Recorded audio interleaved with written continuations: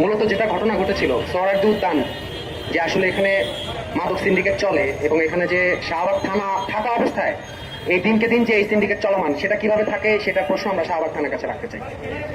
এরপরে এখানে র্যান্ডম পথচারী যখন হাঁটাচলা করবে তার যে জীবনের যে নিরাপত্তা নেই, অর্থাৎ একই সাথে আপনি যখন অপরাধী না এটা প্রমাণিত হওয়ার পরও পুলিশ কেবলমাত্র তাকে প্রশ্ন কেন করা হয়েছে এবং শুধুমাত্র ডিসি হওয়ার বিধায় তাকে যে আপনি প্রশ্ন করতে পারবেন না সাধারণ জনগণ, এটা মেনে নেওয়ার মতো হতে পারে না।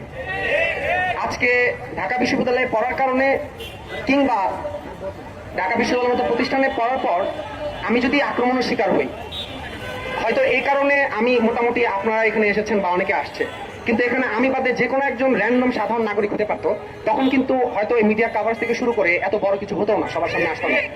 আমরা দেখেছি ক্যাম্পাসে শিক্ষার্থীরা নিরাপদ নয়, ক্যাম্পাসে এই উদ্যানের ভিতরে এর আগে সাম্য হত্যাকাণ্ডের মতো ঘটনা ঘটছে, তার সুষ্ঠু কোনো তদন্ত আমরা এখনো পাইনি। তারপরে দেখেছি আমাদের বিশ্ববিদ্যালয়ের নারীরা হেনস্থার শিকার হয়েছেন, অর্থাৎ সাধারণ শিক্ষার্থীরা নিরাপদ নয় এবং এর দায়ভার শুধুমাত্র এই প্রশাসন না, ঢাকা বিশ্ববিদ্যালয়ের যে প্রশাসন তাকেও নিতে হবে, কারণ এই প্রশাসনও এই ঢাকা বিশ্ববিদ্যালয়ের শিক্ষার্থীদের যে নিরাপত্তা সেটা নিশ্চিত করতে তারা ব্যর্থ। আমি আসলে গতকালকের ঘটনা থেকে এখন পর্যন্ত বিষয়টা নিয়ে দুশ্চিন্তাগ্রস্ত এই কারণে যে আসলে মানে আমার বাবা মা পর্যন্ত ঘটনা চলে গেছে, তারা তো দুশ্চিন্তা করতেছে যে আসলে কি হয়েছে না হয়েছে। আমি তো সবাইকে ধরে ধরে এটা বোঝাতে পারবো না।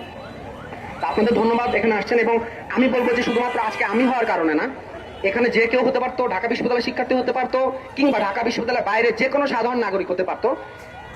পুলিশের কোনো এখতিয়ার নাই যে যদি কেউ যদি অপরাধী হয়ে থাকে তাকে আইনি প্রক্রিয়ায় আপনি বিচার করতেই পারেন, কিন্তু আপনি নিরপরাধ কিছু পাই নাই এরপরে আপনাকে এইভাবে হেনস্থা করে, এবং যখন আপনি দেখতেছেন আপনার কাছে কিছু নাই এবং পুরোপুরি আপনি নিরাপদ, এরপরে কিন্তু গায়ে হাত তোলা হয়েছে। আমার মাথায় আঘাত করা হয়েছে, আমার পায়ে আঘাত করা হয়েছে, হাতে আঘাত করা হয়েছে। আমি ঢাকা মেডিকেলে আমি এটার যে চিকিৎসা সেটা নিয়েছি। আপনি যদি দেখেন আমার মাথার এই পাশটাতে একটা বাড়ি দেওয়া হয়েছে।